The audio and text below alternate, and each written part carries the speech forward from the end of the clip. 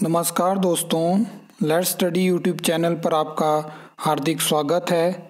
I hope आप अच्छे होंगे, स्वस्थ होंगे। इस वीडियो में हम हिमाचल प्रदेश में veterinary pharmacist, gram panchayat veterinary assistant, male and female health worker की अपकमिंग वैकेंसी के बारे में बात करने वाले हैं। इसके रिगार्डिंग बहुत सारे कमेंट्स आते हैं, बहुत सारे मैसेज आते हैं कि हमें बताइए कि क्या अपकमिंग वैकेंसी हमें देखने को मिल सकती है। हम इसमें टोटली जो जितने भी फैक्ट हैं, जितनी भी अपडेट मेरे पास है, उसके ऊपर हम बात करेंगे और इसकी आपको जानकारी होनी चाहिए, क्योंकि इस टाइम पे हिमाचल प्रदेश में अगर हम बात करें तो काफ़ी ज़्यादा हाइप बनाई गई है कि male and female health worker की भर्ती हमें देखने को मिल सकती है।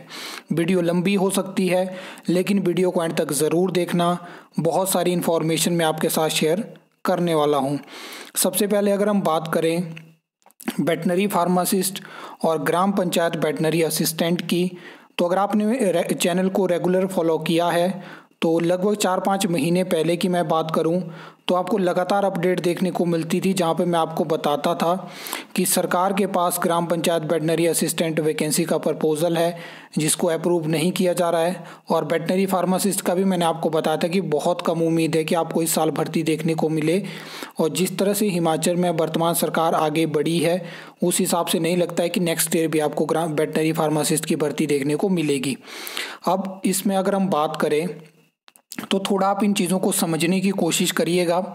पिछली सरकार के कार्यकाल में क्या होता है कि ग्राम पंचायत वेटनरी असिस्टेंट की भर्ती होती है, जिसमें मैं आपको बता दूं कि कोई टेस्ट नहीं देना पड़ता था, डायरेक्ट उस टाइम पे इतने कम लोग इस ट्रेनिंग को करते थे कि जो बैच निकलता था तो उसमें डायरेक्ट क्या होता था कि as a gram panchayat veterinary assistant आपको जॉब दे दी जाती थी, जिसमें ये चीज़ कन्फर्म थी कि 10-12 साल के बाद आपको रेगुलर वेटनरी फार्मासिस्ट बना दिया जाएगा। तो उसके बाद क्या होता है कि लास्ट जो रिक्रूटमेंट हुई थी 120 वैकेंसी थी 2020 की, अगर हम ये बात करें तो उसके बाद क्या होता है कि बहुत सारे पिछली सरकार के कार्यकाल में हमें संस्थान देखने को मिलते हैं। एक टाइम पे इतना हो चुका था कि आपको अगर आप नियर बाई देखोगे तो आपको कहीं ना कहीं वेटनरी फार्मासिस्ट के लिए जो ट्रेनिंग होती है उसका संस्थान देखने को मिल जाएगा। फिर इसमें क्या होता है कि बहुत सारे जब ट्रेनिंग करके निकलते हैं, इसमें आपको पता है कि इस ट्रेनिंग को करने के बाद जो प्राइवेट आपके पास ऑप्शन रहते हैं वो बहुत कम है। तो फिर क्या होता है कि इसके रिगार्डिंग हाई कोर्ट में भी एक पिटीशन लगती है, जहाँ पे हाई कोर्ट एक कंडीशन लगाता है, अपनी जजमेंट देता है कि आप इतने ज़्यादा लोगों से वेटनरी फार्मासिस्ट की ट्रेनिंग करवा रहे हो, लेकिन आपके पास जब इतनी आप उन स्टूडेंट को अपॉर्चुनिटी नहीं दे सकते हो। आपको पता है उधर हाई कोर्ट की जजमेंट आप देखोगे तो उसमें ये भी मेंशन है कि प्राइवेट में भी अपॉर्चुनिटीज़ इस ट्रेनिंग के बाद कम है। तो उसके बाद थोड़ी लगाम लगती है। और अभी आपने देखा होगा कि जब इतने टाइम में ग्राम panchayat veterinary assistant veterinary pharmacist की वैकेंसी नहीं आई तो बहुत सारे कॉलेज बंद हो चुके हैं और वो चीज़ हुई, अदरवाइज ये चलते रहते। अब इसमें मेन चीज़ आप समझिए कि आपने देखा होगा इसी साल वर्तमान सरकार ने 900 से ज़्यादा पोस्टें क्रिएट करी वेटनरी फार्मासिस्ट की। और उसमें मेन चीज़ ऐसी है कि जो ऑलरेडी वर्किंग ग्राम पंचायत वेटनरी असिस्टेंट है उनके लिए वो वैकेंसी क्रिएट करी गई है।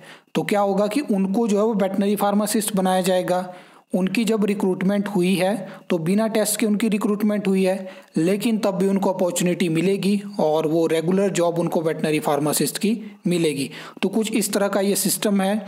उसके अलावा डायरेक्ट रिक्रूटमेंट किस तरह से ग्राम पंचायत वेटनरी असिस्टेंट से कितना कोटा रहता है, कितना प्रमोशन से रहता है, ये मैं प्रीवियस वीडियो में आपको समझा चुका हूँ। अब बात कर लेते हैं कि क्या अपकमिंग चांस हैं।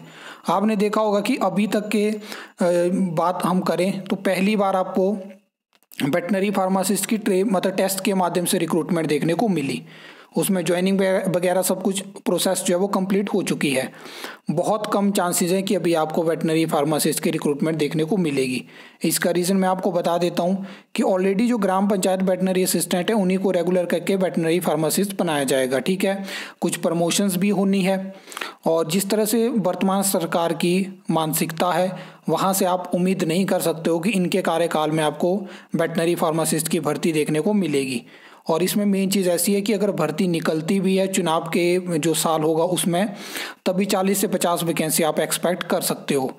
तो ये चीज़ है। और ग्राम पंचायत वेटनरी असिस्टेंट के बारे में फिलहाल ये जानकारी है कि सरकार नहीं चाह रही है कि अभी हम इस रिक्रूटमेंट को करें।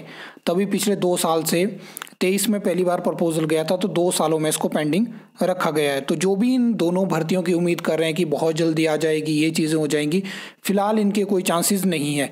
क्योंकि जब भी किसी भर्ती के आने के चांसेस होते हैं तो आपने देखा होगा कि वर्तमान सरकार पहले से ही उसके बारे में बात करना शुरू कर देती है, काफ़ी ज़्यादा उसकी हाइप बनाई जाती है। तो ये सब चीज़ें होती हैं।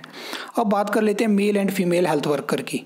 इसमें भी काफ़ी ज़्यादा हिमाचल प्रदेश में हाइप है कि इसमें टेस्ट के बिना रिक्रूटमेंट होती है, ये चीज़ें होती हैं। और इसके भी आप देखोगे तो बहुत सारे संस्थान आपको देखने को मिल जाएंगे। आप अखबार खोल के देखिए, आपको एडवर्टाइजमेंट भी देखने को मिल जाएगी जिसमें नीचे मेंशन होता है कि हिमाचल सरकार जल्द भर्ती करने वाली है।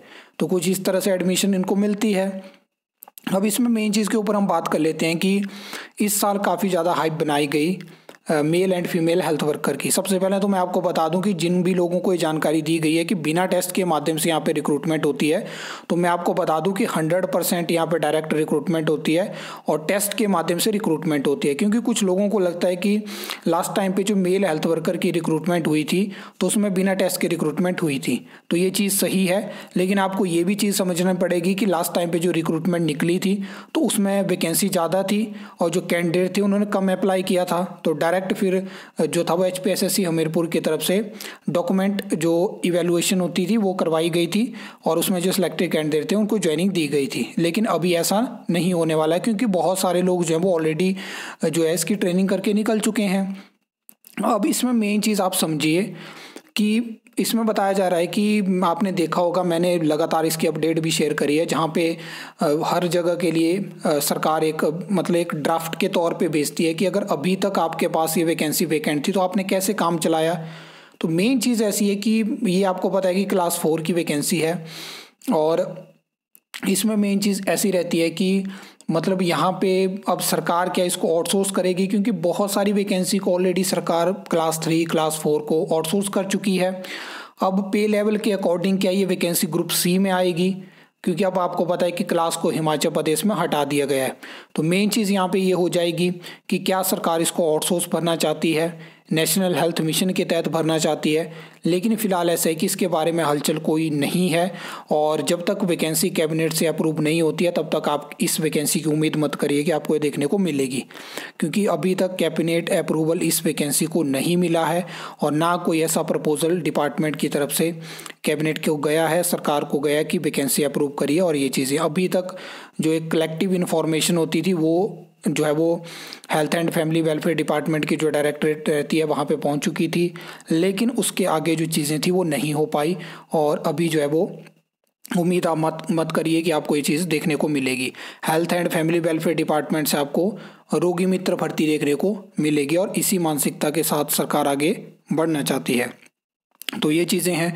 तो मैंने आपको इन चारों भर्तियों के बारे में बता दिया, क्योंकि बहुत सारे बड़े बड़े चैनल इन भर्तियों की बात नहीं करते हैं। बहुत सारे लोग कमेंट करते हैं हमें बताइए, क्योंकि बहुत सारे स्टूडेंट ने ये ट्रेनिंग करके रखी है और वो वेट कर रहे हैं, साथ में वो कोई ग्रेजुएशन कर रहा है प्राइवेट, कोई और ट्रेनिंग कर रहा है, तो उनको उम्मीद होती है कि शायद निकल जाएगी।